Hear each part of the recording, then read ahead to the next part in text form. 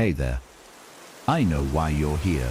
You're looking for a story that will help you drift off into a peaceful sleep. Something calming, a little mysterious. Something that carries your mind away. Well, you've come to the right place. Before we begin tonight's journey, do me a little favor. Tap the like button, subscribe to the channel, and leave a comment below. Even just a good night. It really helps more sleepy souls like you find their way here. Now, close your eyes, take a deep breath, and let's begin tonight's story. It started with a sound. Just a breath, really. The kind you hear when you're alone in the dark and your mind starts playing tricks on you. Except this wasn't my mind. The first night, I laughed it off. The second night, I pulled the covers over my head. By the third night, it knew my name. It wasn't just a noise anymore. It was a voice, and it wanted something from me, something I shouldn't have given it. I answered, just once, just one stupid whispered word back into the darkness. That's when the closet door opened by itself. That's when it stepped out. Some conversations you can't ever take back. It started on a Tuesday night, October 17th. To be exact, I remember the date because that's when everything changed. When the ordinary world I knew cracked open just enough to let something else in. I'd been lying in bed for about an hour, caught in that floaty space between waking and sleeping. The kind where your thoughts unravel into nonsense, and your bedroom, the same one you've had since childhood, suddenly feels foreign in the dark. The streetlight outside my window cast long skeletal shadows across the ceiling. My fan hummed its familiar white noise. Everything was normal. Then I heard it. At first, it didn't even register as a sound, more like a vibration. The way you feel thunder before you hear it. A disturbance in the air that made the hairs on my arms stand up before my brain processed why. Then it came again. Clearer this time. A whisper.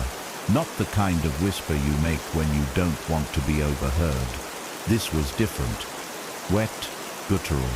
Like the sound someone might make if they were trying to speak with a mouthful of blood.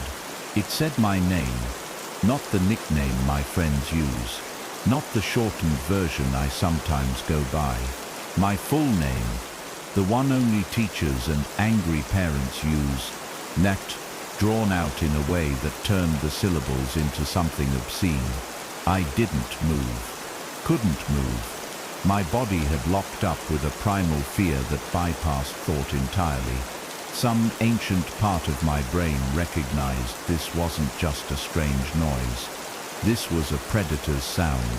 The closet door stood slightly ajar. I always kept it closed. Always. Ever since I was little, and convinced myself monsters couldn't get me if I kept that door shut tight. It had become such a habit, I could do it in my sleep. Yet there it was, open just enough to show a sliver of darkness thicker than it should have been. The whisper came again, closer this time, like whatever was in there had pressed itself against the opening, its lips brushing the edge of the door as it formed the words. My name again, but drawn out longer now, the vowels distorted in a way human vocal cords shouldn't be able to manage. I realized I'd stopped breathing. My lungs burned, but I didn't dare make a sound. The air in my room had gone stale and heavy, like the space between thunderstorms when the atmosphere itself feels charged with something about to break. The streetlight outside flickered. In that brief moment of darkness, I heard something move inside the closet. Not the rustle of clothes or the creak of a hanger shifting.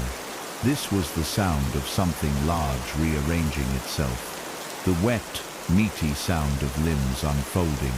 Then the light returned. Silence. I counted my heartbeats until they blurred together. 10 minutes passed. 20, nothing else came from the closet. The whisper didn't return. Eventually, exhaustion won out over fear. My eyelids grew heavy, my muscles unclenched just enough for sleep to pull at me. That's when the whispering started again. Not from the closet this time, from right beside my bed. I woke up screaming. Not the startled jump of a bad dream, but a full-bodied, raw-throated scream that tore through the silence of my bedroom. My hands flew to my throat, fingers pressing into my skin as if I could physically push the sound back down. The scream died as suddenly as it began, leaving behind a ringing silence that felt heavier than before. My bedside clock read 3:07 a.m., the witching hour. I'd never believed in that nonsense before. Now I wasn't so sure. The whisper beside my bed had vanished the moment I screamed, but the memory of it clung to my skin like a film of sweat. It hadn't been words this time, just breathing, slow, deliberate inhales that smelled faintly of copper, and something earthy, like damp soil turned over in a graveyard. I reached for my phone with shaking hands. The sudden glow of the screen blinded me momentarily. My wallpaper, a smiling selfie with friends at the beach last summer, looked alien now, like it belonged to someone else's life. No new messages, no missed calls. The world outside my nightmare continued on, oblivious. I opened a blank note, fingers hovering over the keyboard. What would I even write? Heard a scary voice in my closet. It sounded ridiculous even in my head. But I needed to document this. Needed proof that I wasn't losing my mind. October 18th, 3:09 a.m. It happened again, louder this time. Came from beside the bed. Not just my name, breathing, wet sounding, like someone with... My thumb froze over the screen. The bedroom temperature dropped so suddenly. I could see my breath fog in front of me. The fan was still running, its blades stirring the suddenly frigid air. From the closet came a new sound. Not a whisper, a knock. 3 sharp raps against the inside of the door. The kind of polite knock someone might use before entering an office. The absurd normalcy of it made my stomach lurch. I watched in paralyzed horror as the closet door, still slightly ajar, swayed inward with each knock.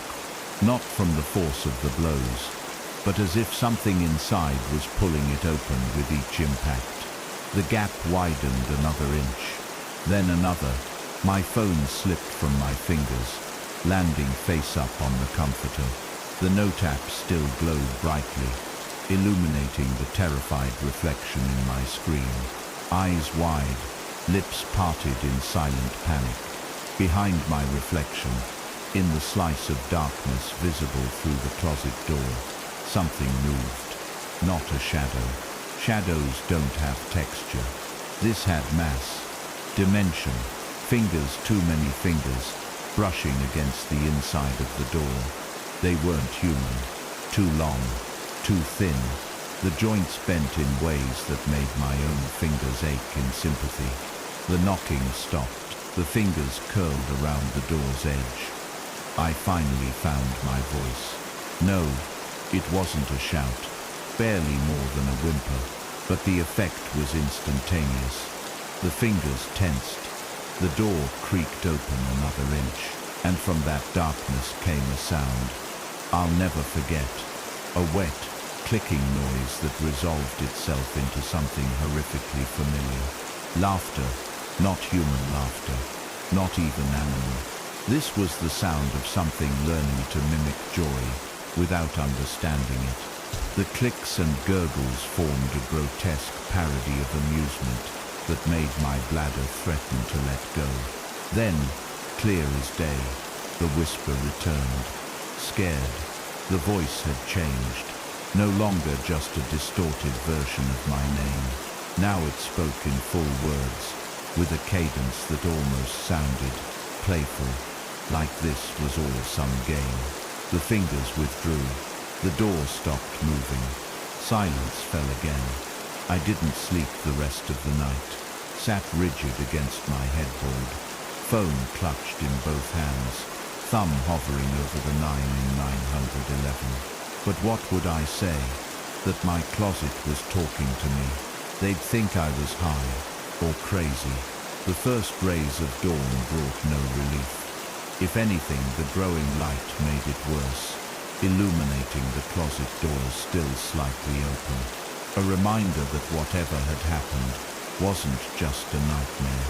I got ready for school in record time, avoiding looking at the closet entirely. My reflection in the bathroom mirror looked like a stranger, pale skin, dark circles like bruises under my eyes. I splashed cold water on my face, but it didn't wash away the memory of those fingers. Those too long, too many fingers. The walk to school passed in a blur. I barely registered my friends' greetings. Their chatter about weekend plans and homework assignments might as well have been in another language. "You look like shit," Mark observed between bites of his breakfast sandwich. Pull an all-nighter. I opened my mouth to answer when a chill ran down my spine. The cafeteria noise faded beneath a sudden ringing in my ears. Because right then, in the middle of a crowded school at 8:30 in the morning, I heard it again. The whisper, right behind me, close enough to feel breath on my neck. "Miss me." I spun around so fast I knocked over my juice box. The chair behind me was empty. The kids at the next table were engrossed in their own conversation, oblivious. Mark frowned. "Dude, you okay?" I forced a smile. "Fine, just tired." But I wasn't fine, because the whisper had followed me to school, which meant this wasn't just about the closet anymore. Whatever was whispering to me, it wasn't confined to my bedroom.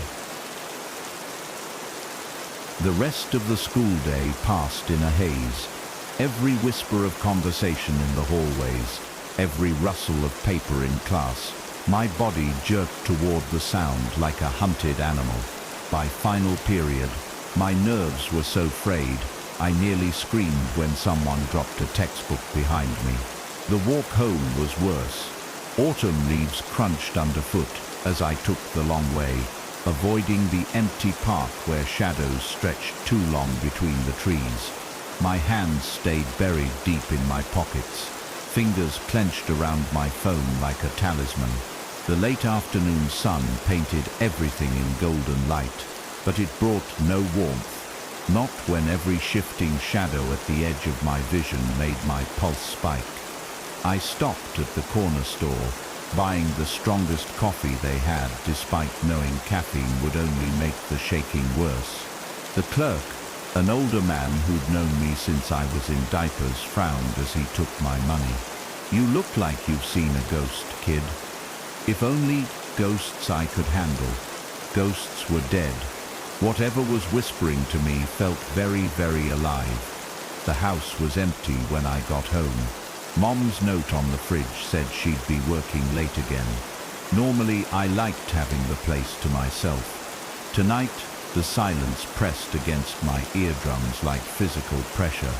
I set my backpack down with deliberate slowness, wincing at every creak of the floorboards. The coffee sat untouched on the counter. My appetite had vanished somewhere between the whisper in the cafeteria and the way my bedroom door seemed to loom larger than usual at the end of the hall. The closet was still slightly open. I'd left it that way this morning, too terrified to touch it. Now the 2-inch gap seemed to pulse like an open wound. My reflection in the mirror across the room showed dark circles under bloodshot eyes. "Okay," I whispered to myself. "Okay, think. Maybe this was sleep deprivation. Maybe I'd been studying too hard. Maybe a floorboard creaked inside the closet. Not the settling noise of an old house. This was the distinct sound of weight shifting on wood. My breath hitched. The air grew thick, tasting metallic at the back of my tongue. Then the whispering started again. Not my name this time, not words at all, just sounds, wet, clicking noises that formed almost patterns, like a radio tuned slightly off station, where the voices almost make sense but not quite. My legs moved without conscious thought, carrying me backward until my spine hit the wall beside my bedroom door. The whispering grew louder, more insistent. The closet door trembled. Something scratched against the inside, not the casual brush of fabric against wood.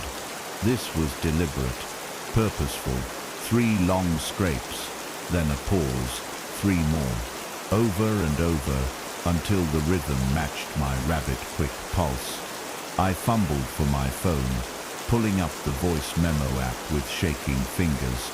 If I could record this, maybe someone would believe me. Maybe. The scratching stopped. Silence.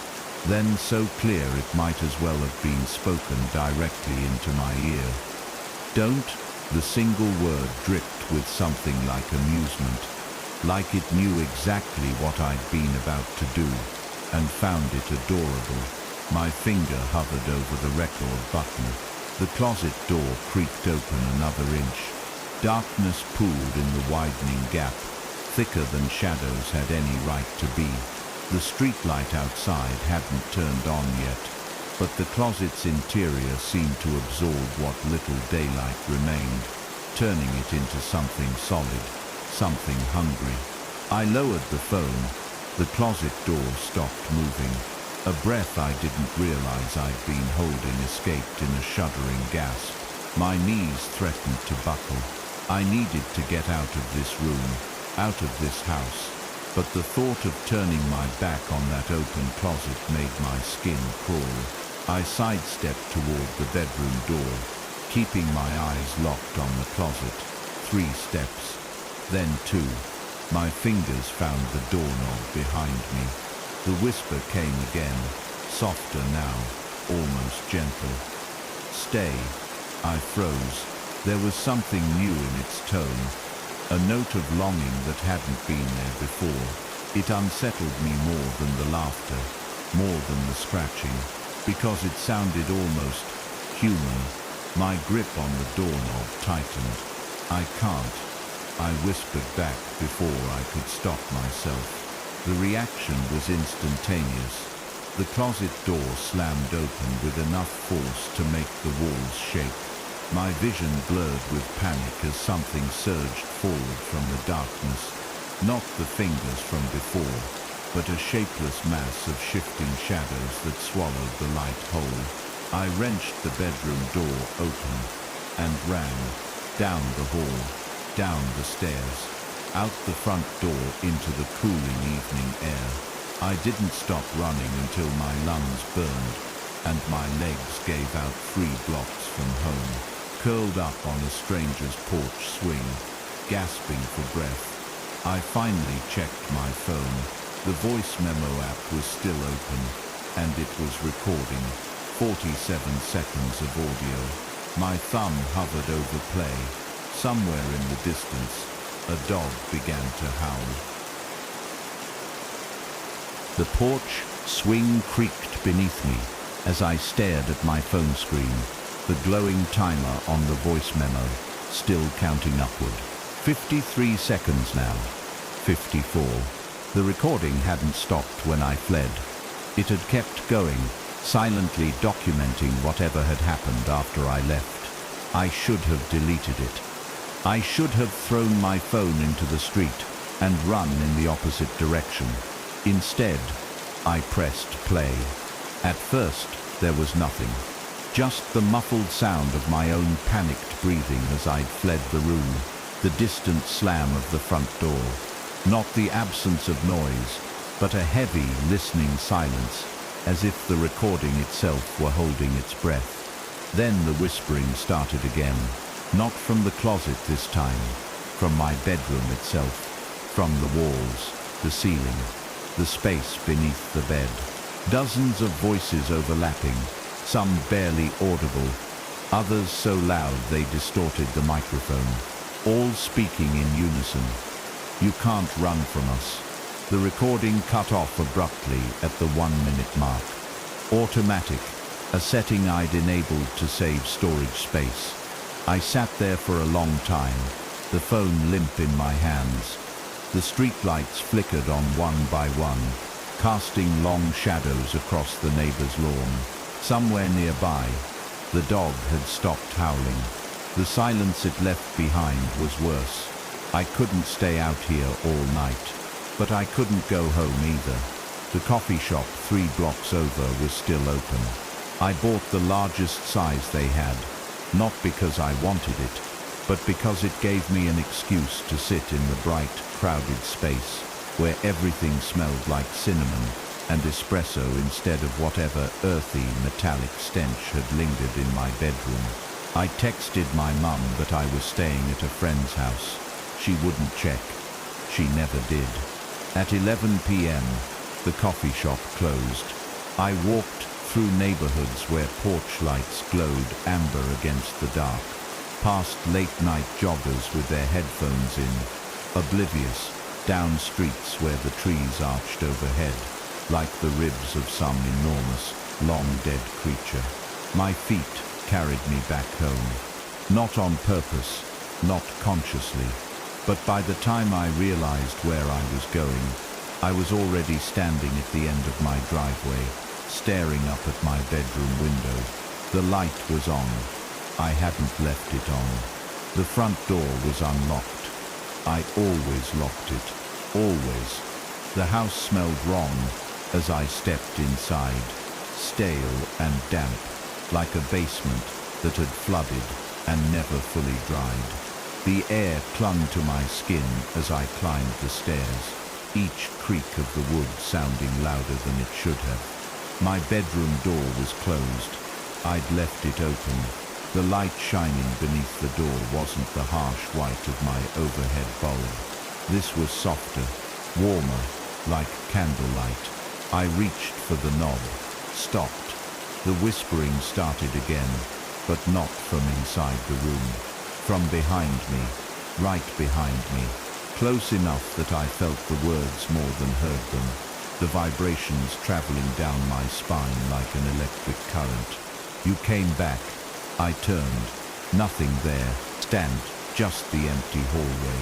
The family photos lining the walls staring back at me with frozen smiles. Then the bedroom door swung open on its own. The light inside wasn't candlelight. It wasn't any kind of light I recognized. It pulsed like a heartbeat, like something breathing. And in the center of my room, standing perfectly still, was a figure, tall, too tall. Its head nearly brushed the ceiling, its limbs stretched too long, fingers grazing the floor, even as it stood upright. Its skin, if it was skin, absorbed the light instead of reflecting it. Darker than any shadow had a right to be. It had no face, just smooth, featureless black, where eyes and mouth should have been. Yet I knew it was looking at me, knew it was smiling. Stand, the whisper came again, but not from the hallway this time, from the thing in my room, from its faceless head where no mouth existed to form the words. We've been waiting for you. I should have run. I should have screamed. Instead, I took a step forward, then another. Stand. The thing didn't move as I crossed the threshold. The door didn't slam shut behind me. The whispers had stopped. For the first time in days, the house was silent. The thing extended one too long hand toward me, fingers uncurling like a flower blooming in fast forward. I reached out to take it.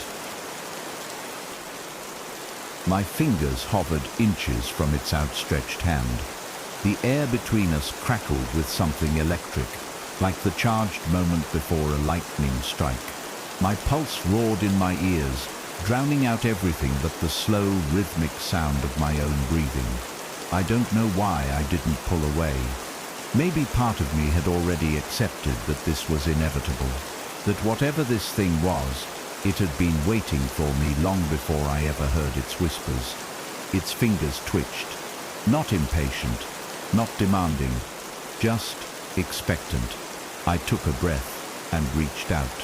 The moment my skin brushed against it, the world folded in on itself. My vision splintered, not into darkness, but into 1,000 fractured images that flashed behind my eyes too fast to process. A childhood birthday party, a hospital room I didn't recognize, a stretch of empty highway under a starless sky. The images came faster, overlapping, blending, until they weren't images at all but sensations. The smell of rain on hot pavement, the taste of copper flooding my mouth, the sound of someone screaming my name in a voice that wasn't human. Then, as suddenly as it began, it stopped. I was on my knees in the center of my bedroom.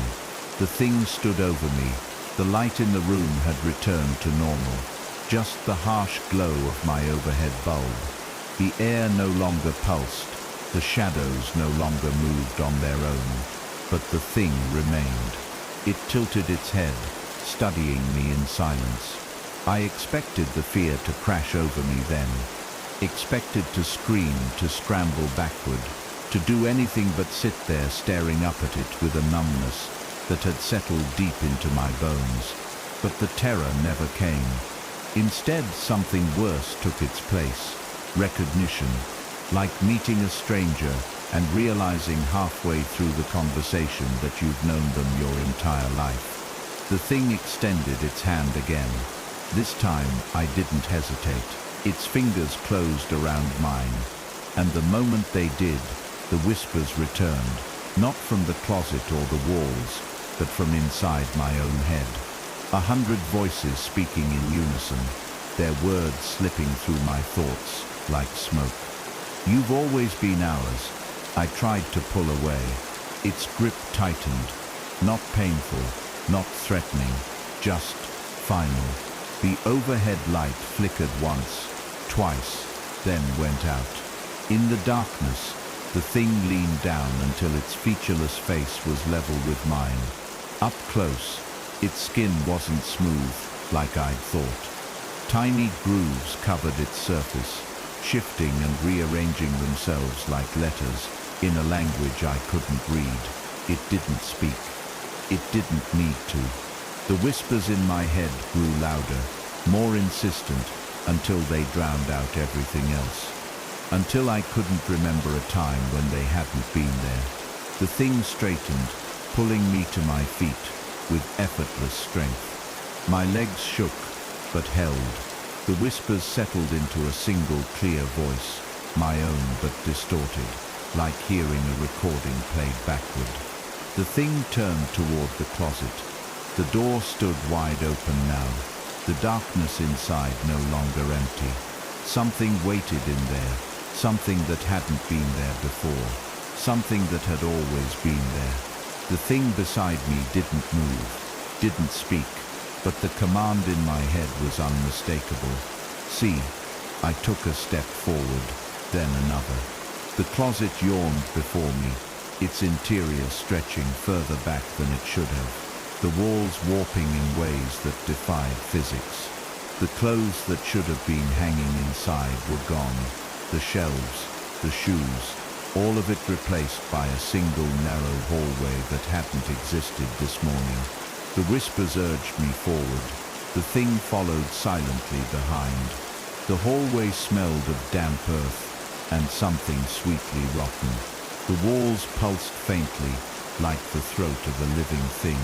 The floor sloped downward, the angle so gradual, I almost didn't notice until I glanced back and saw how far the bedroom had shrunk behind me. Still, I walked. The whispers grew louder with every step, the voice in my head shifting, deepening, until it no longer sounded like me at all. The hallway ended abruptly at a door. Old, wooden, the kind with a heavy iron latch that looked like it belonged in a medieval dungeon. The thing reached past me and pushed it open. Cold air rushed out, carrying with it the scent of rain and something metallic. Beyond the door stretched a room that mirrored my own. Same dimensions, same layout, even the same furniture. But everything was wrong. The walls weren't walls at all, but exposed muscle and sinew, glistening wetly in the dim light. The floor gave slightly underfoot, like walking on fresh skin. The ceiling arched overhead like the inside of a rib cage, and in the center of it all, lying on the bed, was me, or something wearing my face. Its eyes snapped open the moment the door creaked. Not eyes, not really, just empty sockets that dripped black liquid down cheeks stretched too wide in a smile that showed too many teeth. It sat up slowly, bones cracking like dry twigs. The thing beside me didn't move. The thing on the bed tilted its head, the motion eerily identical to the first thing's. Then it spoke, not in whispers, not in my voice, but in 100 voices at once, all screaming the same word with enough force to make the walls tremble. The scream hit me like a physical force, knocking the breath from my lungs. I stumbled back, but the thing behind me caught me effortlessly, its two long fingers curling around my shoulders. The pressure wasn't painful, but it was unyielding, an anchor keeping me from fleeing the nightmare unfolding in front of me. The thing on the bed, the thing wearing my face, stood, its limbs unfolded in jerky, unnatural motions, like a puppet learning how its strings worked. Black liquid dripped from its eye sockets, splattering against the fleshy floor with a sound like fat sizzling in a pan. It took a step forward, then another. The whispers in my head erupted into chaos, overlapping voices shouting in languages I didn't recognize, but somehow understood. Fragments of meaning sliced through the noise. Always here, hungry, yours. The thing wearing my face stopped an arm's length away, its head tilting as it studied me. Up close, I could see the places where its skin didn't quite fit, stretched too tight over the cheekbones, split at the corners of its mouth to accommodate that impossible smile. It reached out. I flinched, but there was nowhere to go. The thing behind me held firm, its grip tightening just enough to remind me. No escape. The imposter's fingers brushed my cheek. Cold, wet, like touching something that had been left too long in the rain. A shudder ripped through me as its touch sent another barrage of images flooding into my mind. A childhood fever dream I'd forgotten. A night spent sleepwalking at age 7. The time I'd woken at 3 a.m., convinced something was watching me from the closet. Memories, but not just mine. Mixed in were flashes of places I'd never been, faces I'd never seen, all threaded together by a single common element. The whispers, they'd always been there, lurking just beneath the surface of my thoughts. Quieter on some days, louder on others, but never gone. The thing in front of me leaned in until its lipless mouth hovered beside my ear. When it spoke, its breath smelled like old blood and damp soil. "We've missed you." The words slithered into my ear, down my throat, settling heavy in my chest. I tried to speak, but my tongue felt swollen, useless. The thing behind me exhaled, a sound like wind through dead leaves, and the whispers in my head rearranged themselves into something almost coherent. Ask, a command, not an invitation. I swallowed hard, forcing the words out. "What are you?" The thing wearing my face pulled back, its grin widening further than any human mouth could. The flesh at the corners split with a wet tear, revealing rows of needle-thin teeth. "Yours." The answer made no sense, should have made no sense. But the moment it was spoken, something deep in my gut understood. This thing, these things, weren't invaders. They were inheritors. The realization should have terrified me. Instead, a numb acceptance settled over my bones, heavy as a burial shroud. The thing behind me finally released its grip, stepping back to join its twin. They stood shoulder to shoulder, identical in their wrongness, watching me with empty sockets that saw too much. The whispers in my head quieted to a murmur, leaving behind a single clear sentence. It's time to come home. The floor beneath me shuddered. The walls pulsed. The fleshy ceiling peeled back like flower petals at dawn, revealing a yawning darkness above. Something moved in that darkness. Something bigger than the room, bigger than the house, bigger than anything should be. The things in front of me reached out in unison, their voices merging into one as the world around us unraveled at the seams. Let us show you. The moment their hands touched me again, the world dissolved. There was no transition, no slow fade or dizzying swirl of colors. 1 second, I stood in that nightmare version of my bedroom.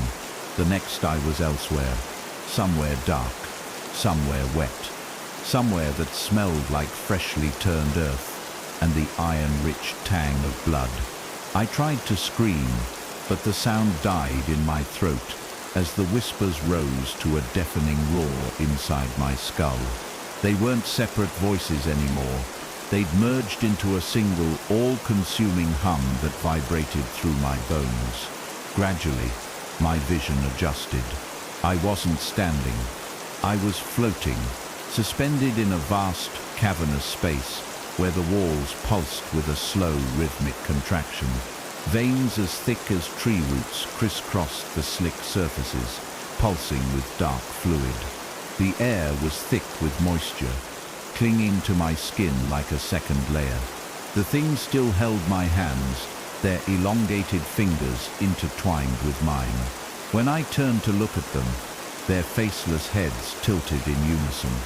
No, not faceless. Not anymore. Where smooth darkness had been, features were beginning to form. Not quite human, but close enough to make my stomach lurch. The outlines of eyes, the suggestion of a mouth. My mouth, my eyes, they were wearing me. The whispers surged again, and this time, images came with them, flashes of my own memories, but warped. My 5th birthday party, except all the guests had elongated limbs and hollow faces. My first day of high school, but the halls stretched endlessly, and the lockers breathed. My bedroom at night, year after year, with the closet door standing open just a crack wider each time. See, the word echoed through the chamber, spoken by the things but also by the walls themselves. We've always been here. Something moved in the darkness beyond the things, something enormous. The chamber itself seemed to react, the walls contracting faster, the veins swelling with renewed purpose. The things holding my hands tightened their grip as a shape began to emerge from the gloom. At first it was just a deeper shadow, then it resolved into something with mass, something with presence, a face, the size of a house, floating in the darkness like a moon made of flesh. It had my eyes, my nose, my lips, parted in a smile that showed teeth, like tombstones. The sight should have driven me mad, should have sent me screaming into the void, but the whispers were inside me now, winding through my thoughts like vines, whispering reassurances in a voice that sounded like my own. Don't be afraid. We're family. You've been away so long. The giant face leaned closer, its breath washing over me in a hot, damp wave that smelled like childhood nightmares and forgotten basements. When it spoke, the sound came from everywhere at once, from the walls, from the things holding my hands, from inside my own skull. Welcome home. One of the things, the first one, the one that had waited in my closet, released my hand and pressed its palm against my chest. Where it touched, my skin burned with a cold, so intense it felt like fire. It's time to remember. The pain exploded outward, racing through my veins like ice water.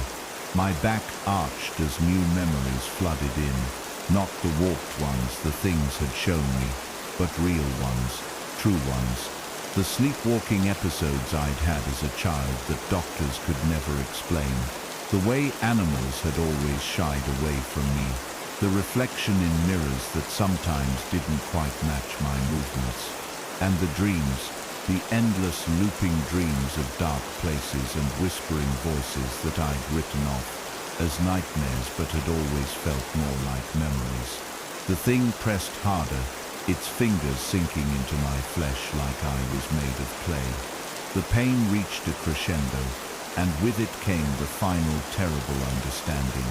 This wasn't possession, this wasn't invasion, this was awakening.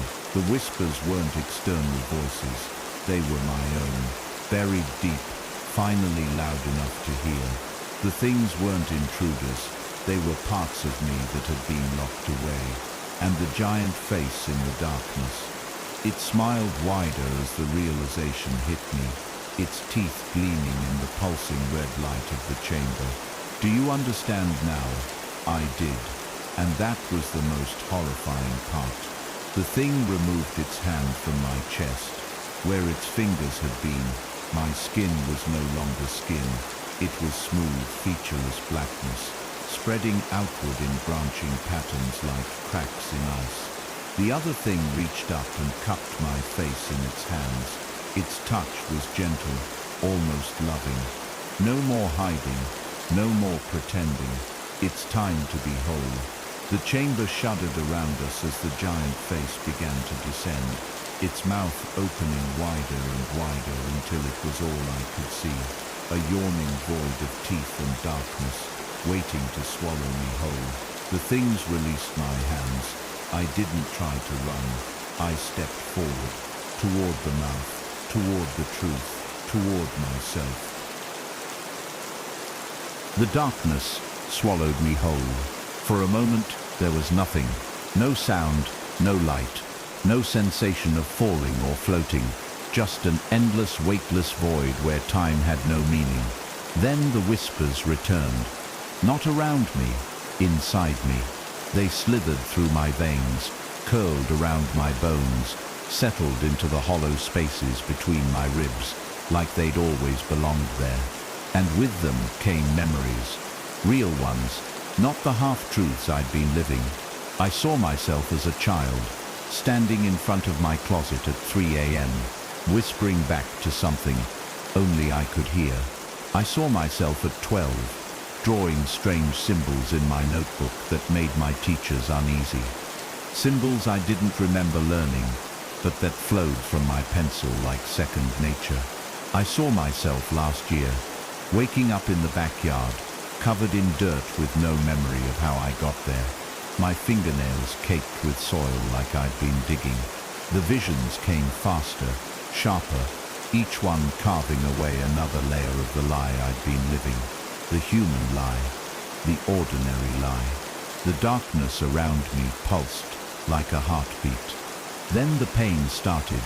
It began in my hands, my fingers stretching, bones cracking and reforming as they grew longer, thinner. The blackness spreading from my chest raced down my arms, swallowing my skin inch by inch, until it reached my newly elongated fingertips. I tried to scream, but my jaw unhinged with a wet pop, stretching wider than should have been possible. My tongue thickened, lengthened, forking at the tip like a serpent's.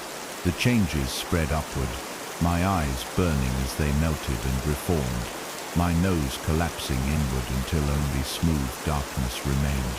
I wasn't becoming like them. I was remembering what I'd always been.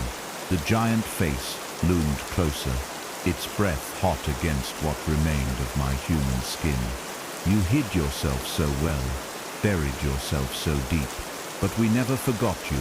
The last of my resistance crumbled. I stopped fighting, stopped pretending, and let the transformation complete. When it was over, I stood, hovered in the darkness, my new form weightless and perfect. The whispers weren't separate from me anymore. They were my thoughts, my voice. The giant face smiled. "Welcome home, little one." The chamber trembled as the walls began to peel back, revealing an endless expanse of swirling darkness beyond.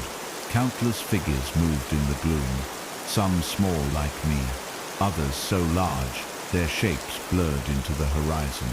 All of them whispering, all of them waiting. One detached itself from the mass and drifted closer.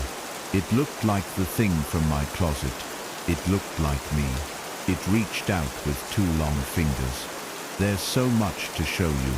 I took its hand without hesitation. Together we turned toward the void, toward the others, toward the truth. The last remnants of my human mind clung to one final question. What happens now?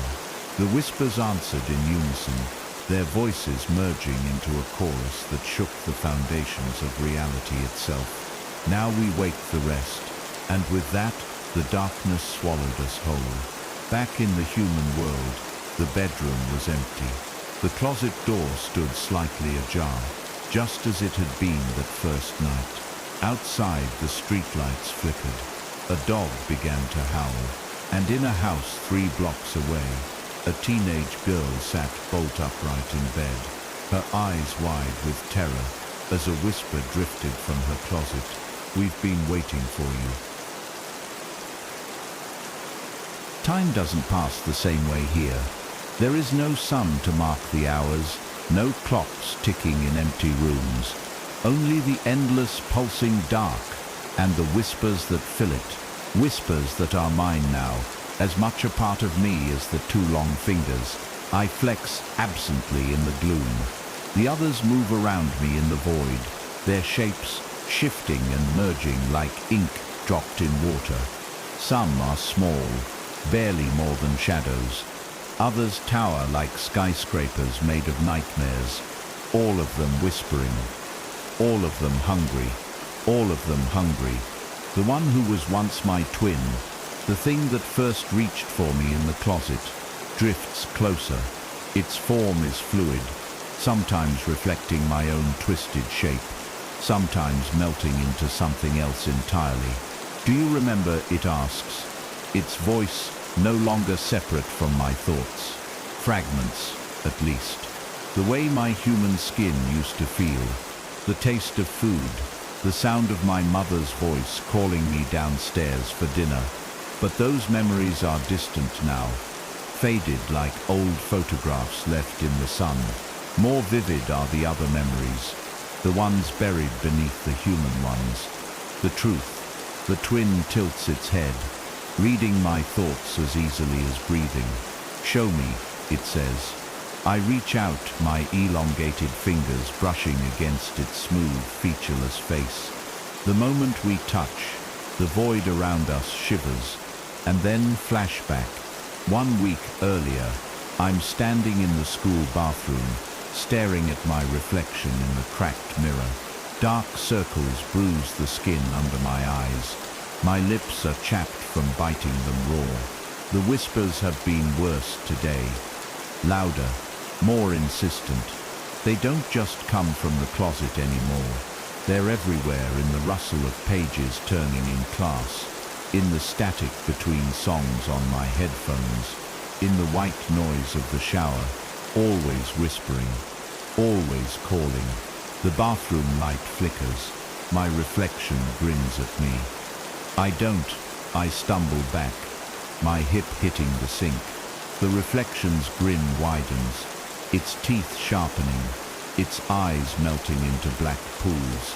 "Stop fighting," it whispers, but the voice doesn't come from the mirror. It comes from inside me. The bathroom door bangs open. "Hey, you okay in here?" Sarah from my math class stands in the doorway, her eyebrows knitted in concern. I blink. The reflection is normal again. Just me, just human. Yeah, I lie, just tired. Sarah hesitates, then nods. Okay, don't miss next period. There's a quiz. She leaves. I turn back to the mirror. My reflection reaches up and wipes away a single, inky black tear.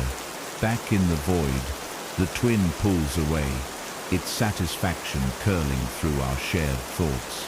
You were so close, it murmurs. Even then, a ripple passes through the darkness around us. The others are stirring, drawn by the memory. Their whispers rise in pitch, eager. Show us more. Show us the rest. I don't resist.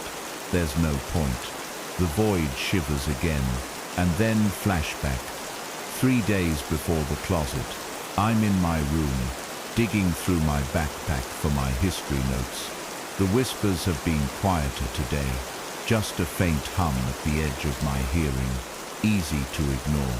Then I find the drawing. I don't remember making it. A black, shapeless mass with too many eyes, and a mouth stretched too wide. Around it, symbols spiral in patterns that make my head ache just looking at them. The paper is damp. It smells like soil, like something buried. My hands shake as I crumple it, shoving it into the trash. That night, I dream of digging. My fingers claw at the earth, nails splitting, blood mixing with dirt. Something whispers my name from below. I dig faster, deeper, until my hands close around something cold and smooth. I wake up screaming. My sheets are caked with dirt. My fingers are bleeding, and the drawing is back on my desk, uncrumpled, unharmed. Back in the void, the others press closer, their excitement palpable. The void itself seems to pulse with it, the darkness writhing like a living thing. The twin strokes my face with its 2 long fingers. You called to us, it says, even when you didn't remember. I know what it wants. The final memory, the moment everything changed. I don't fight it. The void dissolves around us, and then flashback. The night I answered, I'm standing in front of the closet. The whispers are louder than ever, a chorus of voices all chanting the same word. Open, open. My fingers tremble as I reach for the door. I know I shouldn't. I know, but I'm so tired of fighting. The knob turns easily in my grip. The door creaks open. Darkness stares back at me. Not empty darkness, hungry darkness. Something moves inside. A hand, long, thin, fingers twitching, reaches for me. I should run. I should scream. Instead, I take its hand and let it pull me in. Back in the void. The memory fades. The others are ecstatic, their whispers rising to a deafening crescendo. The twin wraps its arms around me, its form melting into mine, until I can't tell where it ends, and I begin. Now you understand, it murmurs inside my skull. I do. This isn't possession, it's homecoming. The twin pulls back, its face, my face, stretching into a grin too wide for human jaws. Now it whispers, let's find the others. The void shudders, and then we move. In the human world somewhere, a teenage girl sits bolt upright in bed. Her closet door stands slightly ajar. A whisper drifts out. We've been waiting for you. She reaches for the door. The girl's name is Emily. I know this the moment we slip into her bedroom, though no one speaks it aloud. The knowledge comes to me the same way I now know how many bones are in her body, 206, how much her fear smells like copper and salt, overwhelming, and how long it will take for her resistance to crumble, 2 hours, 37 minutes. She's sitting up in bed, her comforter pulled around her waist, fingers digging into the sheets hard enough to turn her knuckles white. The streetlight outside her window casts long shadows across the floor, but none so deep as the one stretching from her slightly open closet. "Did you hear that?" She whispers to the empty room. Her voice shakes. I remember how that felt. The twin, my twin, drifts forward, its form flickering between shapes, a shadow, a stain, a figure with too many joints. It presses against the back of the closet door, causing the wood to groan. Who's there? The first rule of hunting: always let the prey come to you. We stay silent. The clock on her nightstand ticks louder in the absence of speech. Tick, tick. Each second stretches like a rubber band about to snap. A bead of sweat rolls down Emily's temple. The closet door creaks open another inch. She should run. She won't. Humans never do. Not once they've heard the whispers. My twin exhales, a sound like dead leaves scraping against pavement, and the temperature in the room drops so suddenly. Emily's breath fobs in front of her face. Her fingers fly to her mouth, stifling a whimper. "Please," she begs the empty air. If this is a joke, the closet door flies open with a bang. Emily screams. The sound is beautiful, rich, nourishing. My twin slithers forward, its form elongating as it crosses the threshold from closet to bedroom.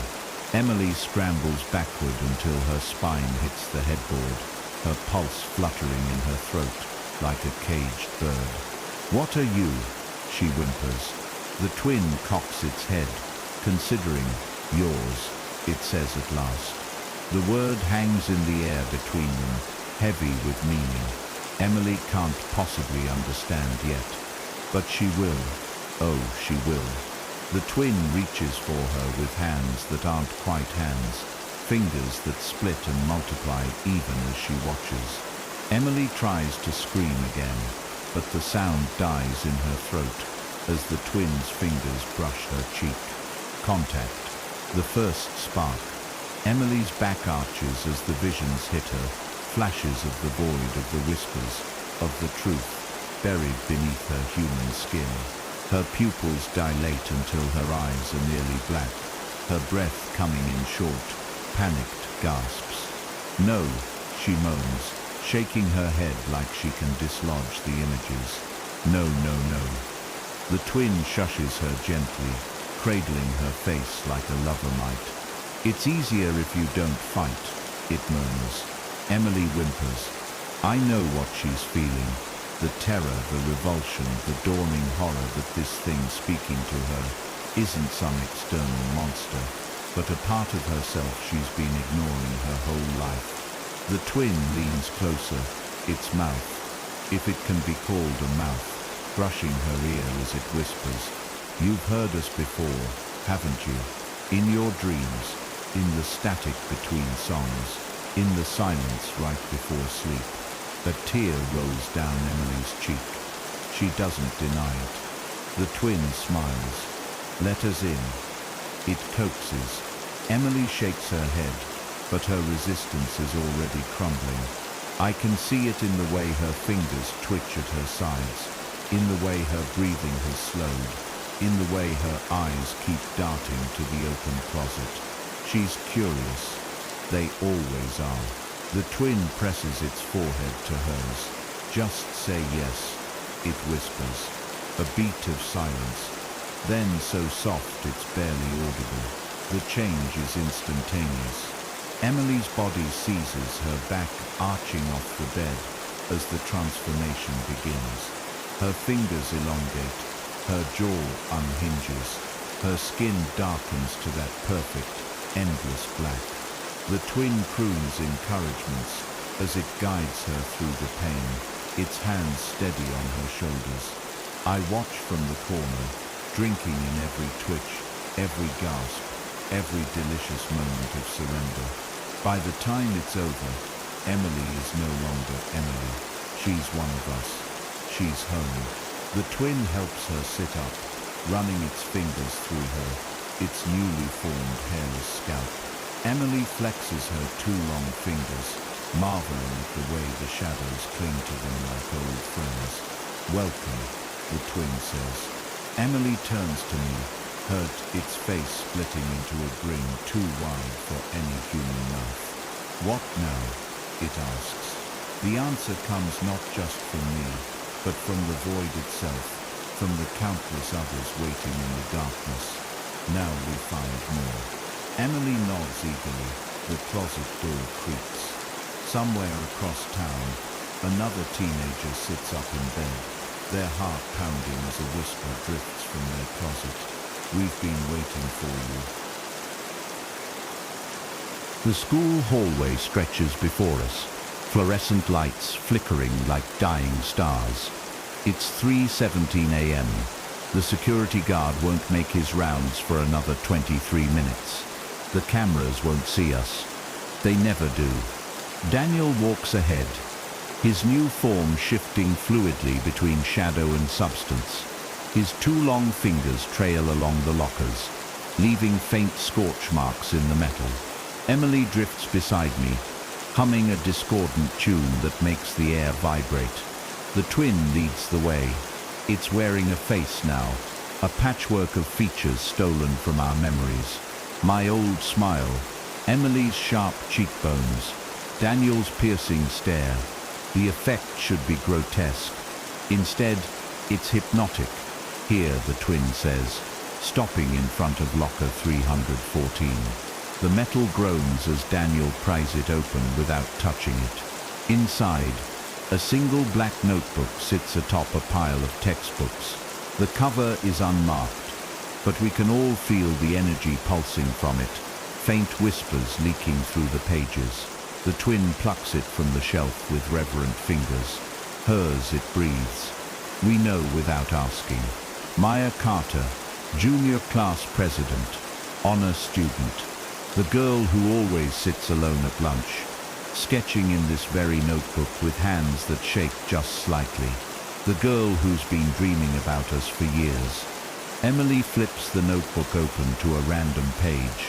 The drawing stares up at us. A perfect rendition of the void, complete with writhing shadows and faceless figures. Beneath it, in shaky handwriting, they say, "I'll understand when it's time." The twin runs a finger over the words, its borrowed features twisting into something like hunger. "She's ready," it declares. Daniel makes a sound deep in his throat. Not quite a laugh, not quite a growl. The lights above us flicker violently before shattering in a rain of glass. No one moves to avoid the shards. They pass through us like we're made of smoke. Because we are, and we aren't. The twin snaps the notebook shut. Bring her home. Maya's bedroom, 3:29 a.m. Maya is already awake when we arrive. She sits cross-legged on her bed, the moonlight painting her brown skin silver. The notebook in her lap is open to a fresh page, her pencil moving in frantic strokes. She doesn't look up as we emerge from her closet. She already knew we were coming. "You're late," she says, her voice steady despite the tears streaking her face. The twin kneels before her, its patchwork face softening. "You've been calling to us for a long time," it says. Maya's pencil stills. The drawing is complete. All four of us standing around her bed, our shadows merging into one monstrous shape. Beneath it, a single word. Finally, she looks up, her dark eyes reflecting the void we carry within us. "I thought you'd never come," she whispers. The twin reaches for her. Maya doesn't flinch. When their hands meet, the transformation is instantaneous. No screaming, no fighting, just a sigh of relief as her skin darkens, her limbs elongate, her human form unraveling to reveal the truth beneath. The moment she's fully changed, the notebook bursts into flames. The pages curl inward, the sketches of monsters and voids dissolving into ash. Maya, our Maya, stands flexing her new fingers. "There are more," she says. "We know, so many more." The ones who've spent their lives staring at closet doors, waiting. The ones who wake up with dirt under their fingernails and whispers in their ears. The ones who've always known, deep down, that they were never truly human. The twin smiles. Let's wake them up. Elsewhere, a boy in another town bolts upright in bed, his heart pounding as his closet door creaks open by itself. A girl in another country drops her pencil, staring in horror as her latest sketch moves on its own. An old man in another continent smiles for the first time in decades as the shadows in his nursing home room begin to whisper. And somewhere deep in the void, something vast and ancient stirs, waiting, watching, hungry. The void doesn't sleep. It doesn't rest. It waits. And now, with each new soul we bring home, it grows stronger. Maya stands beside me in the endless dark, her form flickering at the edges like a candle about to gutter out. She's still adjusting. They all are. Daniel hums tunelessly nearby, his fingers dancing through the air like he's conducting an orchestra only he can hear. Emily crouches low to the ground, if there even is ground here, her head cocked as if listening to something the rest of us can't. The twin watches us all with its stolen face, its too wide smile never fading. They're waking up, it murmurs. We don't need to ask who. We can feel them, scattered across the world like embers waiting to be stoked into flames. The lonely boy in Tokyo, who hears voices in the subway tunnels. The old woman in Moscow, who paints the same writhing darkness every night. The college student in Cape Town, who sleepwalks to the mirror and whispers to a reflection that whispers back. All of them ours. All of them waiting. The twin stretches out a hand, and the void shivers around us, peeling back like layers of rotting skin to reveal glimpses of the waking world. A bedroom here, a basement there, 1,000 shadowed corners where the light never quite reaches. Choose, it says. Maya is the first to step forward. She points to a small house in the countryside, where a teenage girl sits hunched over a notebook, her hands moving frantically across the page. Even from here, I can see the drawings, the same shapeless horrors we all sketched before the change. Her, Maya says. The twin nods. Go. Maya's form unravels, dissolving into smoke and shadow as she slips through the cracks between worlds. The last thing I see before she's gone is the gleam of too many teeth in her not quite human smile. Daniel goes next. He chooses a boy in a crowded city, barely visible through the grimy window of a high-rise apartment. The boy is standing in front of his bathroom mirror, his breath fogging the glass as he traces symbols we all recognize. Him, Daniel says. The twin doesn't bother nodding this time. Daniel is already gone. Emily hesitates before selecting an old woman in a nursing home, her gnarled hands clutching a rosary, even as her lips form words that aren't prayers. Her, Emily whispers. Then she, too, vanishes. That leaves me, and the twin. The void stretches between us, humming with anticipation. The twin's stolen face shifts, features melting and reforming until it's wearing my old smile, the one I had before the change. Who calls to you, it asks. I close my eyes. The whispers rise around me, 1,000 voices speaking in unison, their words vibrating through the hollow spaces where my bones used to be. They show me a girl, 16, maybe 17, brown hair, green eyes, a scar on her left palm from when she fell out of a tree at 9 years old. She's sitting in her bedroom, her back pressed against the door, her eyes fixed on the closet across from her. She's been listening to the whispers for weeks. She's terrified. She's ready. I open my eyes. Her, I say. The twin smile widens. Then go. Her bedroom, 3:33 a.m. The girl's name is Leah. I know this before I fully materialize in her closet. I know she bites her nails when she's nervous. I know she failed her last math test. I know she kissed a boy named Tyler behind the gym last month and hated it. I know she's been dreaming about me. The closet door is closed, but that doesn't matter. Not anymore. I press my palm against the wood, feeling the way it shudders under my touch.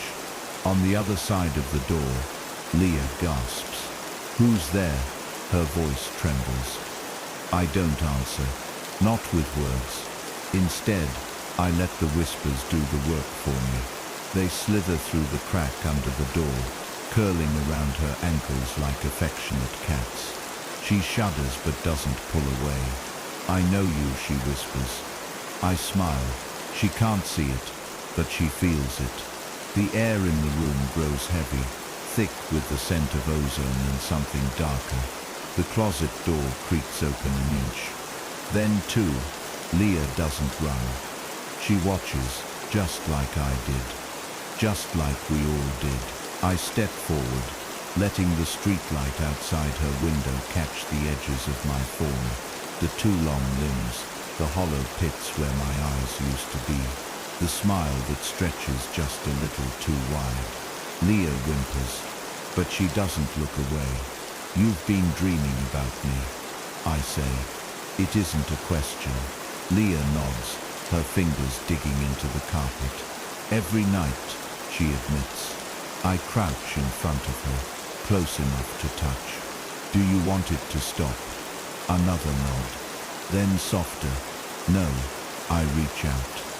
She takes my hand. Back in the void, Leah stands between Maya and Daniel, her new form still flickering at the edges as she adjusts. The twin circles her like a shark, its stolen face shifting to mirror hers for just a second before melting back into something indistinct. Leah flexes her two long fingers, her lips curving into a smile that would have been impossible an hour ago. "What now?" she asks. The twin turns to me. "Now," I say. "We wake the rest." The void shudders in agreement. Somewhere in the world, another closet door creaks open. Another whisper rises in the dark. Another lost soul reaches back. The change happens faster now. Leia barely needed time to adjust. She slipped into a new skin, like it had been waiting for her all along. The void welcomes her eagerly, its whispers curling around her like old friends. She stands beside me now, watching as the twin peels back another layer of reality, revealing another bedroom, another trembling figure, another soul ready to be called home. This one is different. A boy, 15, maybe 16, curled in the corner of his room, with his hands pressed over his ears. His lips move silently, forming the same words over and over. "Not real, not real, not real." But we know the truth. He wishes we weren't real. That doesn't make it so. The twin tilts its head, studying the boy through the veil between worlds. "He's been fighting us for years," it murmurs. I can see it in the boy's memories. The sleepless nights, the scratched-out journal entries, the way he flinches every time a shadow moves just a little too sharply. He's heard the whispers longer than any of us, and he's terrified of what they mean. Leia makes a soft sound in the back of her throat, something between sympathy and hunger. "He's hurting," she says. The twin smiles. "Then let's end his pain." His bedroom, 3:47 a.m. The boy's name is Noah. I know this before I step through his closet door. I know he bites the inside of his cheek when he's scared. I know he failed English last semester. I know he has a sister who used to wake up screaming from nightmares.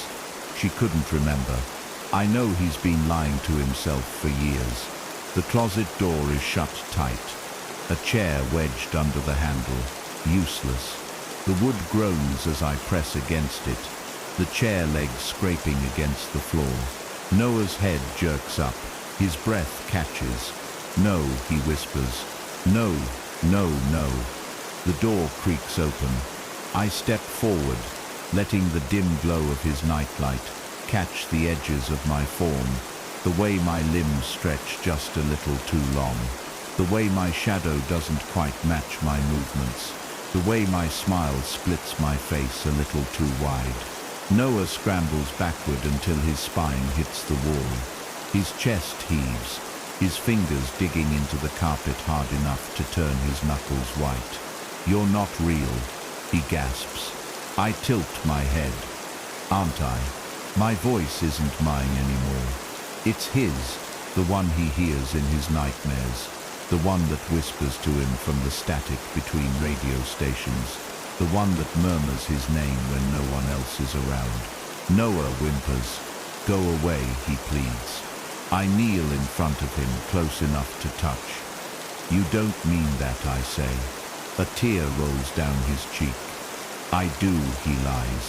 The void hums in agreement around me, its whispers rising to a fever pitch. They know the truth. So do I. Noah has been fighting this for years, but he's tired. So tired.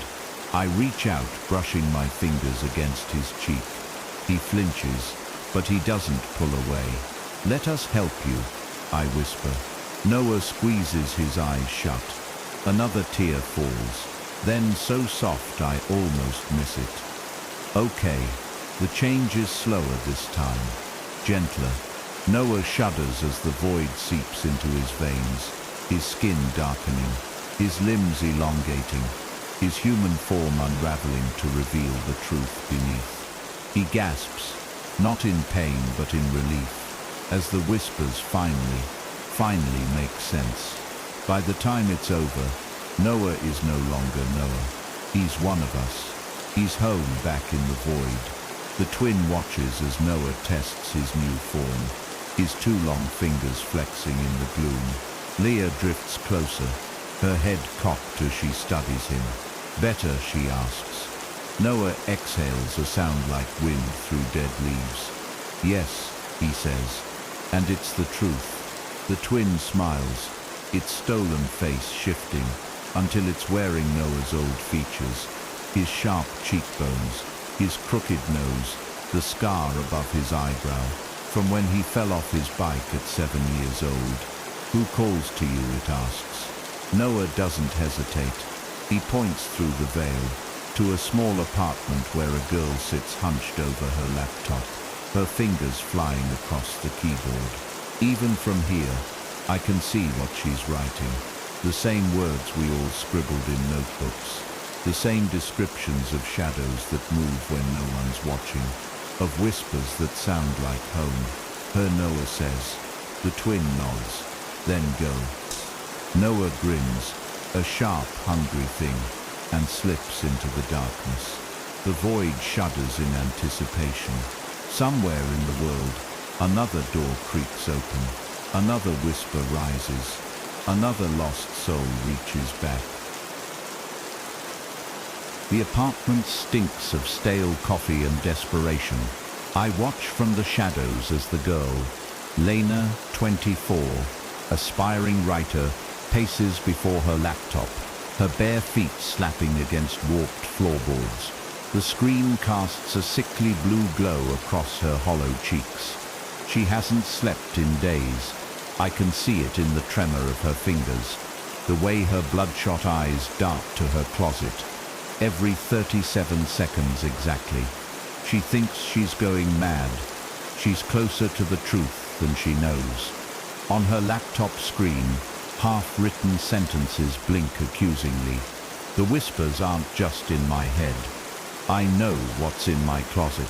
Last night it touched me. Her fingers hover over the keys. A drop of sweat slides down her temple.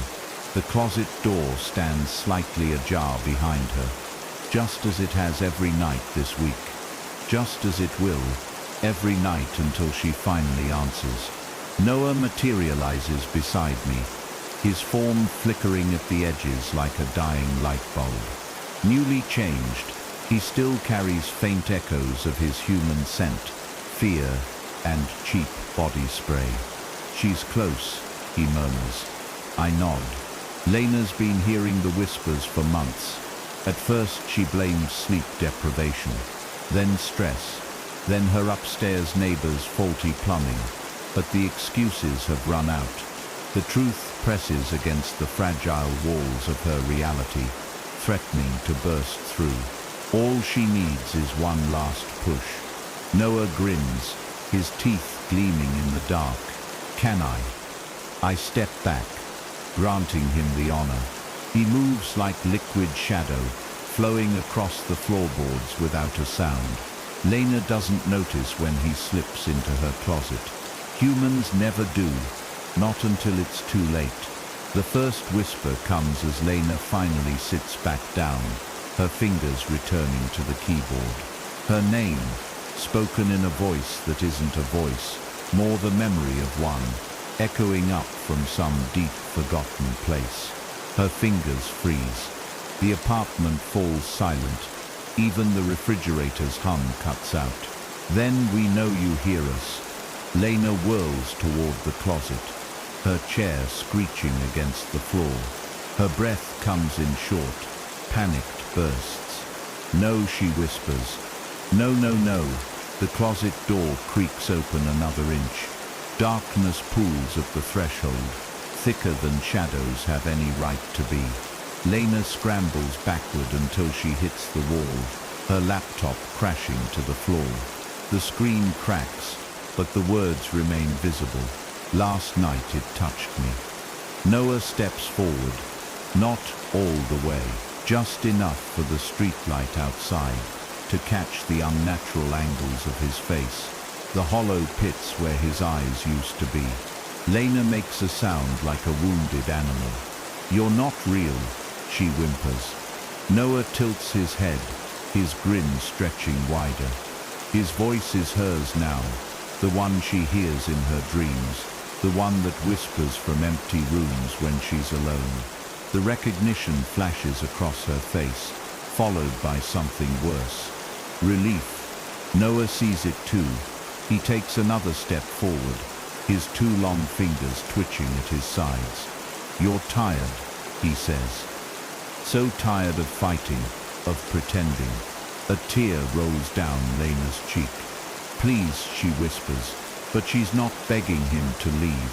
She's begging him to stay. Noah kneels before her, his form flickering between shadow and substance. When he reaches out, his fingers brush her cheek, leaving faint trails of darkness where they touch. "Let us help you," he murmurs. Lena squeezes her eyes shut. Another tear falls. Then, yes, the change is instantaneous.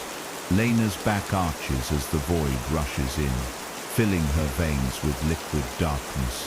Her skin blackens, her limbs elongate, her human form unraveling to reveal the truth beneath.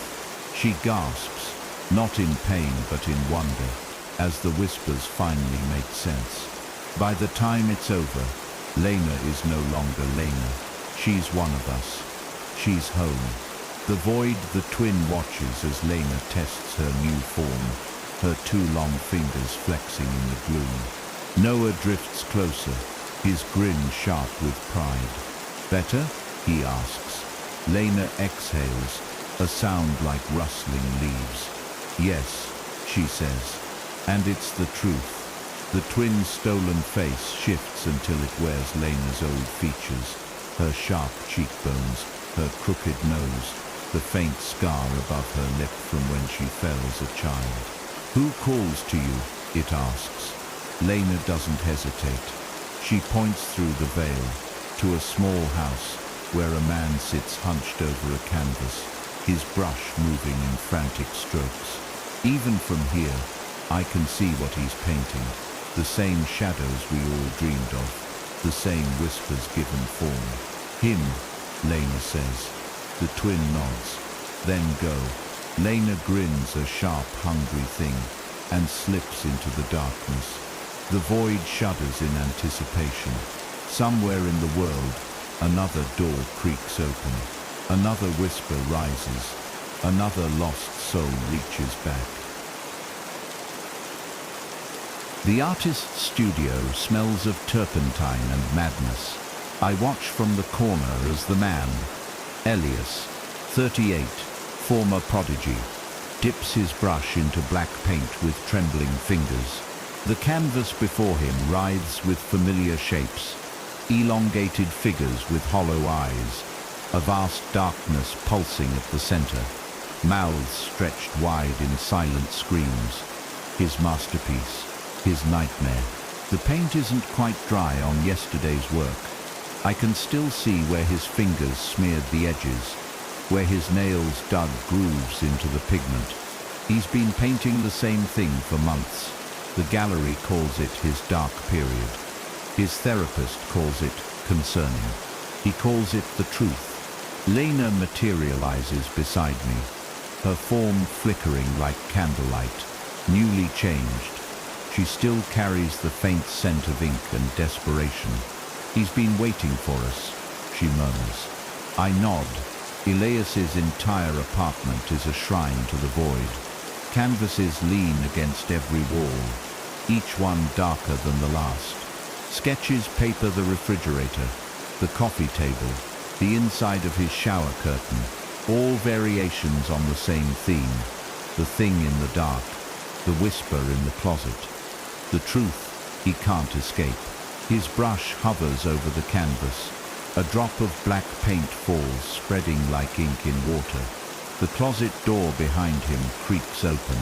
Elias doesn't turn. He knows what's there. Lena steps forward, her bare feet silent on the paint-splattered floor. The street light outside catches the unnatural angles of her face, the hollows where her eyes used to be. Elias, she whispers. His breath hitches. The brush slips from his fingers, splattering black across his shoes. Finally, he breathes. No pretense, no denial, just weary acceptance. Lena smiles, a slow, terrible thing. You've been calling to us for years, she says. Elias turns. His eyes are red-rimmed, his cheeks hollow. He hasn't slept in days, maybe weeks.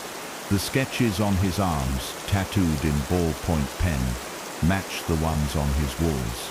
I thought you'd never come, he admits. Lena reaches out, her two long fingers brushing his cheek. The touch leaves dark streaks behind, like charcoal smudges. We're here now, she moans. Elias exhales, a shuddering, broken sound. Show me, he begs. Lena doesn't hesitate. The change is slower this time, deliberate.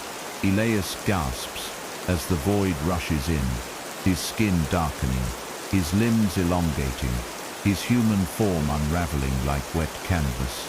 He doesn't scream, he doesn't fight. He watches with something like wonder as the whispers finally make sense. By the time it's over, Elias is no longer Elias. He's one of us. He's home. The void, the twin, watches as Elias tests his new form, his two long fingers flexing in the gloom. Lena drifts closer, her head cocked to one side. Better, she asks.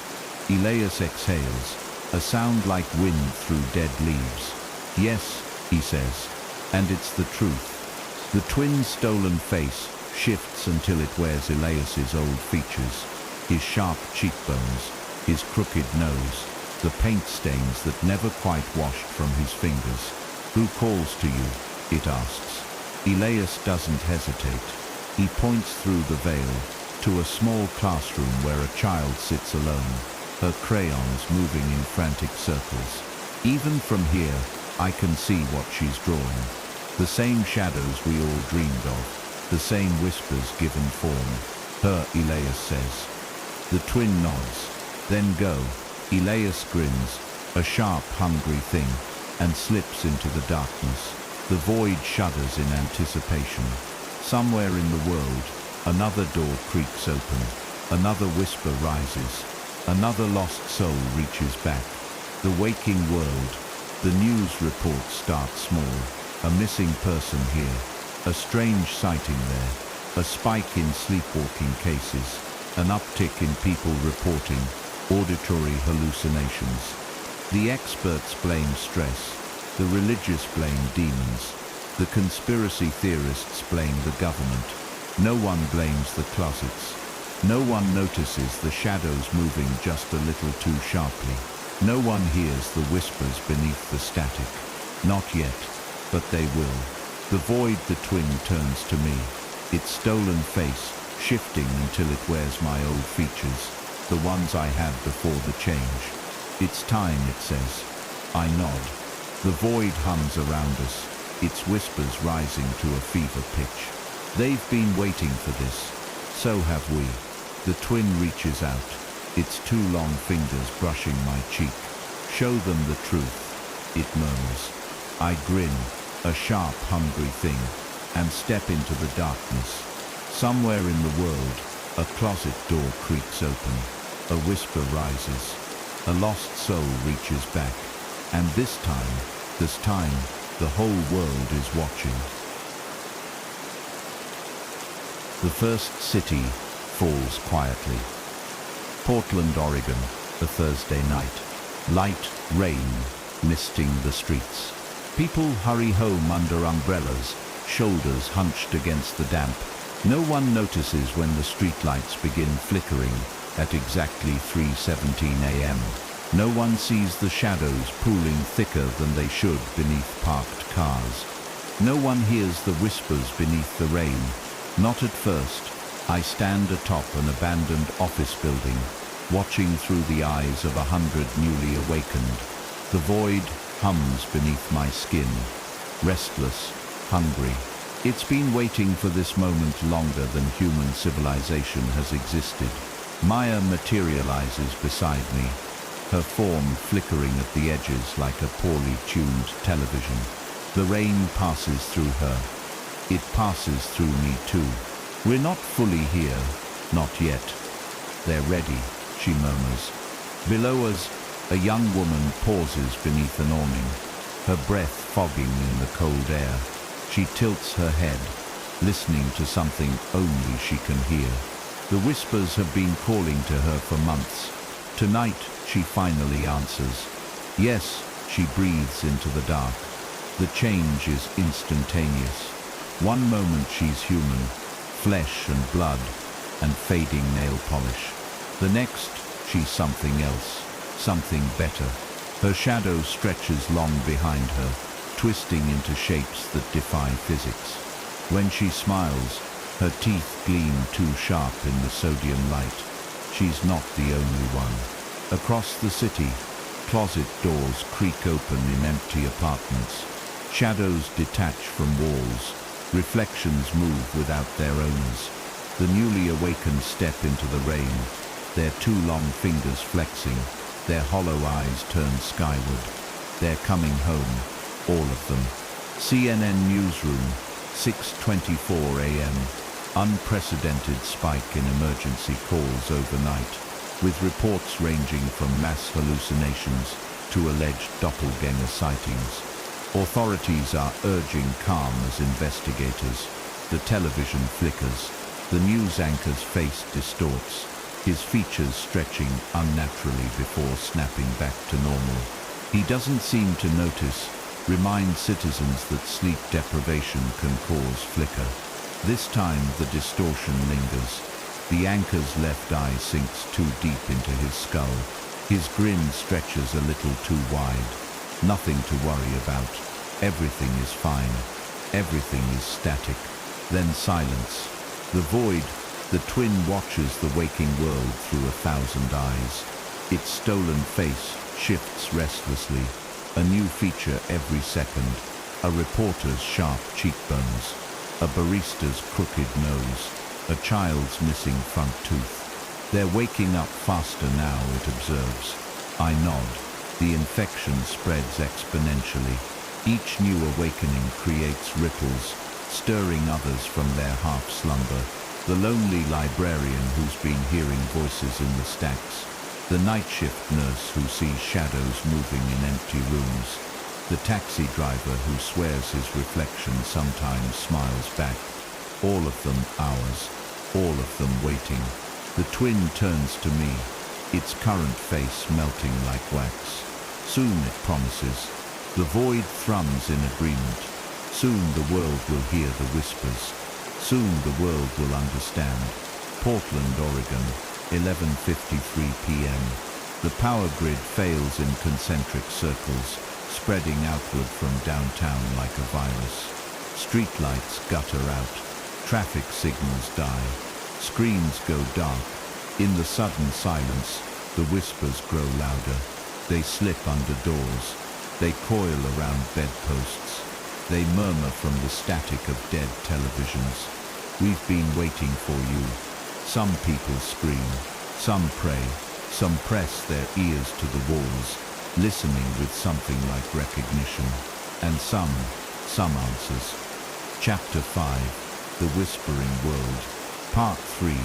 The President's bunker smells of sweat and gun oil. I watch from the shadows as the generals argue over holographic maps, their faces lit by the glow of dying screens.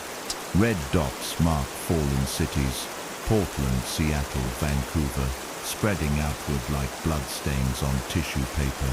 The air hums with static, with panic, with something darker slipping through the cracks in their carefully constructed defenses. We're losing the West Coast. A colonel barks, jabbing at the map. Recommend immediate nuclear. The lights flicker. For 3 heartbeats, the bunker plunges into darkness. When the emergency lights sputter back on, the hologram shows something new. Black tendrils curling inland, following highways and rivers and power lines, moving faster than any infection should. The president's hands tremble around his coffee cup. God help us, he whispers. The twin materializes behind him, its breath stirring the hairs on the president's neck. God isn't here, it murmurs. No one hears, no one ever does. Interstate 5:17 a.m. The highway stretches empty, under bruised purple skies. Abandoned cars form a serpentine graveyard, doors left hanging open, engines still warm. A child's backpack lies spilled across the center line, crayons rolling beneath the wheels of a stalled military convoy. The soldiers don't notice when the shadows in their rearview mirrors start moving independently. They don't notice when their radios begin whispering in languages no human throat could replicate. But they notice Private Dawson. Dawson, what the fuck? Dawson stands beside the Humvee, his head cocked at an unnatural angle, his smile stretching wider than his cheeks should allow. Black tears streak his face, his fingers twitch. Too many joints, too many knuckles. Don't you hear it? He asks, his voice layered with something beneath. They're singing for us. The first bullet passes clean through his throat. Dawson laughs around the wound. The second bullet never fires. The void, the twin watches the highway through Dawson's borrowed eyes. Its stolen face shifts restlessly. A soldier's sharp cheekbones, a nurse's tired smile, a child's missing front tooth. They're learning, it observes. I nod. Humans always fight. It's their nature. But bullets can't kill what's already dead. Radiation can't cleanse what thrives in darkness. Their last, desperate measures only open more doors for us. Maya materializes beside me, her form flickering with barely contained energy. The broadcasts are working, she murmurs. Across the waking world, televisions flicker to life in abandoned homes. Static-filled screens show impossible angles, hallways that stretch too far, doors that open into nothing, figures that move just out of sight. The audio whispers a single phrase repeated endlessly. Come home, come home, come home. The conversion rate is accelerating. For every person who runs screaming, 2 more stand transfixed. 3 more press their palms to the screen. 4 more whisper back. Exponential growth. Inexorable, inexorable, inevitable. The twin turns to me, its current face melting like wax. It's time, it says. The void thrums in agreement. Portland, Oregon, 6:66 a.m. The clock stopped working hours ago. Time fractures like glass as the void seeps through. Minutes stretch into hours. Hours collapse into seconds. The laws of physics unravel at the edges. Light bends the wrong way. Shadows pool in impossible shapes. At Pioneer Courthouse Square, a crowd gathers beneath the broken clock tower. They come in 2s and 3s at first. The sleepless, the curious, the already changed. Then by the dozens, the hundreds. They don't speak. They don't need to. The whispers do it for them. A young girl climbs the fountain's edge, her Sunday dress fluttering in a wind that doesn't exist. Her eyes are hollow pits. Her smile splits her face ear to ear. When she opens her mouth, 1,000 voices pour out. We've been waiting for you. The crowd answers as one. We're ready. They lie. The sky above them darkens. The ground beneath them softens. The world holds its breath. The void, the twin exhales, and the veil between worlds tears like wet paper. Now it knows. I step forward. The last barriers collapse. The whispers rise to a crescendo, and the world opens its eyes. The sky splits open like a rotten fruit. One moment it's dawn, pale gold light bleeding through the clouds. The next, the heavens tear, peeling back to reveal the endless writhing dark beneath. The air itself vibrates with the force of it, a soundless scream that rattles teeth and shatters glass for miles. I stand at the epicenter, arms outstretched, the void pouring through me like water through a broken dam. Around me, the newly awakened tilt their faces upward, their hollow eyes reflecting the impossible vastness above. Their mouths move in unison, whispering the words that have been waiting since the first human huddled in the dark, afraid of what lurked beyond the firelight. We see you. The ground trembles. Buildings sway like saplings in a storm. Somewhere in the distance, a bridge collapses into the Willamette River, but the sound is swallowed by the hungry dark. The twin appears beside me, its form flickering between shapes too fast to comprehend. One moment a child, the next a soldier, the next something with too many limbs and eyes in all the wrong places. They're afraid, it observes. I don't need to ask who. The stragglers, the last holdouts, the ones who still cling to their humanity like a drowning man to driftwood, are fleeing through the streets, their screams barely audible over the whispers.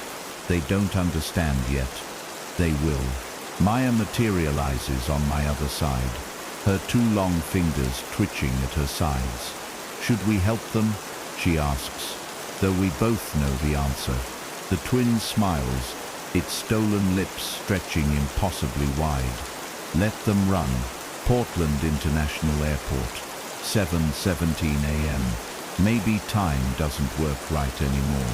Javier knows this as he sprints through the abandoned terminal, his uniform drenched in sweat, his service pistol clutched in shaking hands. The departures board flickers between destinations and nonsense. Gate at 12. Hello, Gate B7. We see you, Gate C3. Come home, his radio crackles with voices that aren't human. Javier, they whisper in his mother's voice. Why are you running? He rips the earpiece out and throws it aside. The shadows stretch too long here, reaching for his ankles like grasping hands. The windows show impossible things, figures moving in the fog, shapes writhing on the tarmac, a sky that is and isn't there. The emergency exit looms ahead. Safety, sanity, maybe. Javier crashes through the doors into A closet. Small, dark, smelling of mothballs and childhood fear. The door slams shut behind him. Something breathes in the dark. "We've been waiting for you," it whispers. Javier's scream is lost in the sound of the world ending. The twin watches through 1,000 eyes as the last strongholds fall. New York, London, Tokyo, cities crumble like sandcastles as the void pours in through every mirror, every shadow, every screen left flickering in an empty room. The awakened walk through the chaos untouched, their voices rising in a chorus that shakes the foundations of reality. "We're here, we're home, we're awake." The twin turns to me, its face finally settling into something familiar. My own features, but twisted, stretched, perfected. "It's time," it says. Above us, the sky peels back entirely, revealing the vast, pulsing dark beyond. Something moves in the depths, something ancient, something hungry, something that has been waiting since the first stars flickered to life. It sees us, it knows us, it calls to us. The whispers rise to a deafening roar as the first tendrils descend, brushing against the ruined earth like a lover's caress. The last humans still clinging to their flesh wail and claw at their eyes. But it's too late. The veil is torn, the door is open, and what waited outside all this time, it's finally coming in. Epilogue. The world is quiet now, the screams have faded, the fighting has ceased. The last holdouts have either awakened or been consumed. The sky is gone, replaced by endless, writhing dark. The ground is soft and warm beneath our feet, breathing like a living thing. The air hums with whispers, with voices, with the sound of something vast and ancient singing us to sleep. The twin stands at the edge of what was once a city, its stolen face turned upward in reverence. "Beautiful," it murmurs. I nod. It is. Maya, Daniel, Leah, all of them, all of us, stand together, our forms shifting and merging like ink in water. We are many. We are one. We are home. Above us, the void stirs. A new whisper rises. A new door opens. A new world waits. And this time, we won't be alone. Conclusion. And so, the whispers won. The world as we knew it ended. But how many others have fallen before us? How many civilizations heard the voices in the dark and answered? If you dare to uncover more terrifying histories, the kind they don't teach in school, hit subscribe now, because the next lost horror we dig up might just whisper your name next. We're waiting.